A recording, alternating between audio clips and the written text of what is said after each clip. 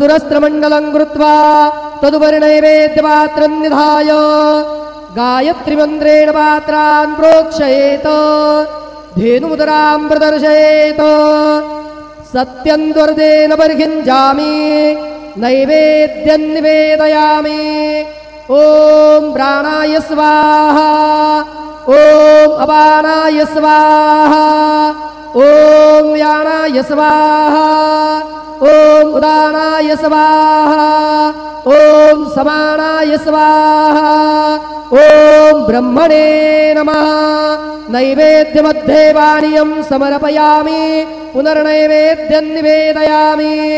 ॐ प्राणाय स्वाहा ॐ अपानाय स्वाहा ॐ व्यानाय स्वाहा ॐ उदानाय स्वाहा ॐ समानाय स्वाहा ॐ ब्रह्मणे नमः नैवेद्यं समर्पयामि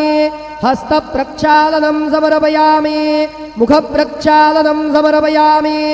शेषोपचारार्थे प्रार्थनापूर्वकं नमस्कारं करोमि